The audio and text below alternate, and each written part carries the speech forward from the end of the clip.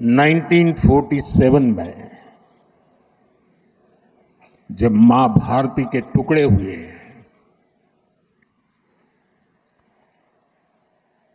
कटनी चाहिए थी तो जंजीरें, लेकिन काट दी गई भुजाएं। देश के 3 टुकड़े कर दिए गए।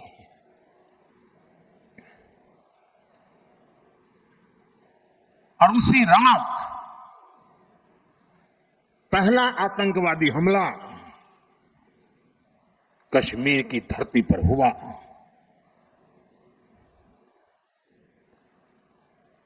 मां भारती का एक हिस्सा आतंकवादियों के बलबूते पर, मुजाहिदों के नाम पर पाकिस्तान ने हड़प ले लिया।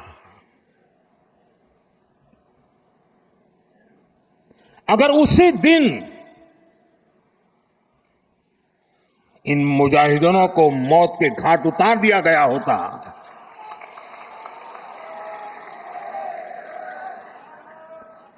और सरदार पटेल की इच्छा थी कि पीओके वापस नहीं आता है तब तक सेना रुकनी नहीं चाहिए, लेकिन सरदार साहब की बात मानी नहीं गई और ये मुजाहिदीन जो लहू चख गए थे, वो सिलसिला 75 साल से चला है। पहलगाम में भी उसी का विकृत रूप था। 75 साल तक हम झेलते रहे और पाकिस्तान के साथ जब युद्ध का नौबत आई, तीनों बार भारत की सैन्य शक्ति ने पाकिस्तान को धूल चटा दी है।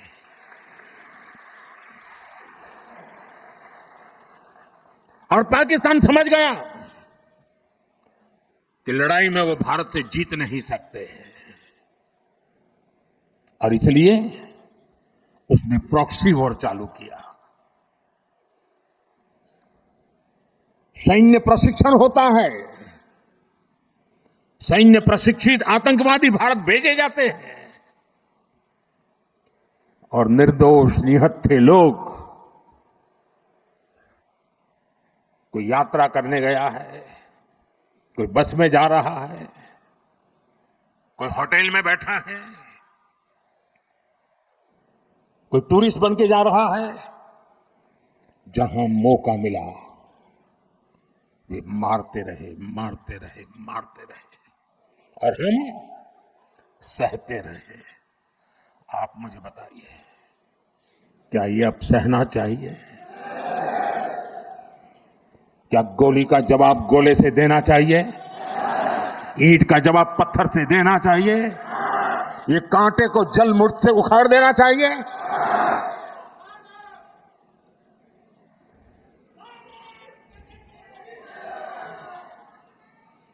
साथियों, ये देश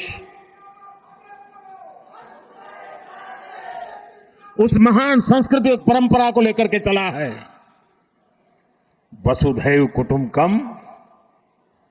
ये हमारे संस्कार है, ये हमारा चरित्र है, सदियों से हमने इसे जिया है। हम पूरे विश्व को एक परिवार मानते हैं। हम अपने पड़ोसियों का भी सुख चाहते हैं,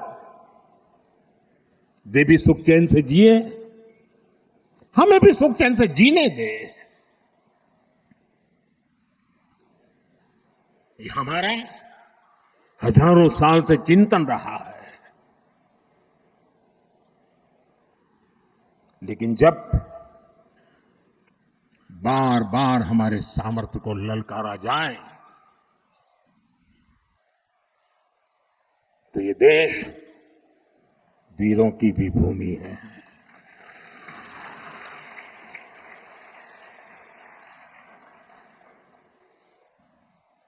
आज तक जिसे हमें प्रॉक्सी वॉर कहते थे,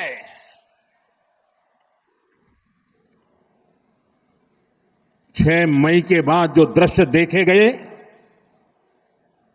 उसके बाद हम इसे प्रॉक्सी वॉर कहने की गलती नहीं कर सकते हैं। और इसका कारण है, जब आतंकवाद के 9 ठिकाने तय करके 22 मिनट में, साथियों 22 मिनट में उनको ध्वस्त कर दिया। और इस बार तो सब कैमरा के सामने की सारी व्यवस्था रखी थी ताकि हमारे घर में कोई सबूत न मांगे। अब हमें सबूत नहीं देना पड़ रहा है, वो ऊपर वाला दे रहा है।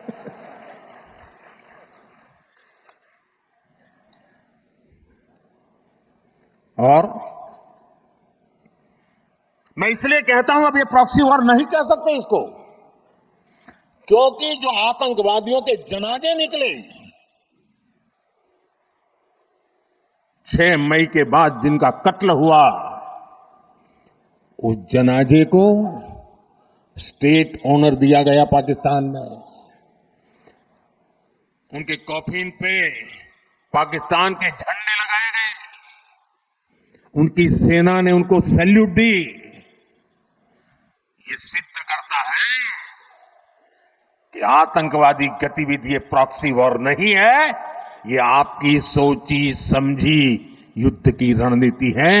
आप वॉर ही कर रहे हैं तो उसका जवाब भी वैसे ही मिलेगा।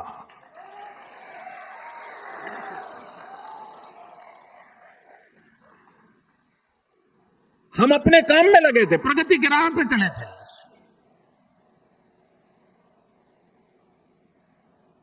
हम सबका भला चाहते हैं और मुसीबत में मदद भी करते हैं।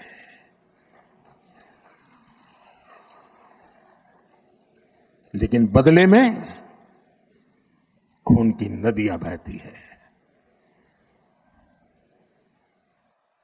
मैं नई पीढ़ी को कहना चाहता हूं,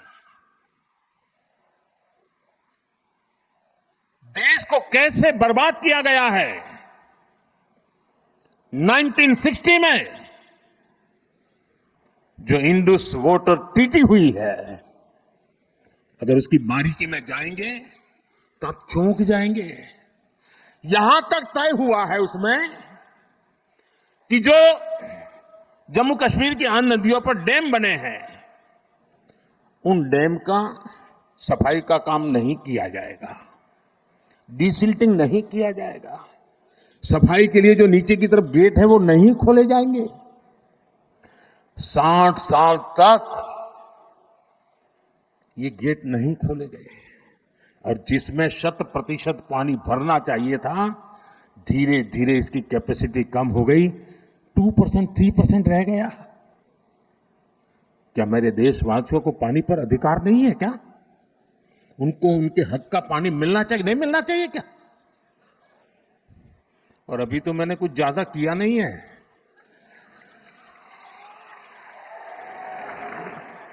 अभी तो हमने कहा है कि हमने इसको एबेंस में रखा है, वहां पसीना छूट रहा है। और हमने डैम थोड़े खोल करके सफाई शुरू की, जो कूड़ा कचरा था वो निकाल रहे हैं। इतने से वहां फ्लड आ जाता है। साथियों, हम किसी से दुश्मनी नहीं चाहते हैं। हम सुख चैन की जिंदगी जीना चाहते हैं। हम प्रगति भी इसलिए करना चाहते हैं कि विश्व की भलाई में हम भी कुछ योगदान कर सके। और इसीलिए हम एक निष्ठ भाव से कोटि कोटि भारतीयों के कल्याण के लिए प्रतिबद्धता के साथ काम कर रहे हैं।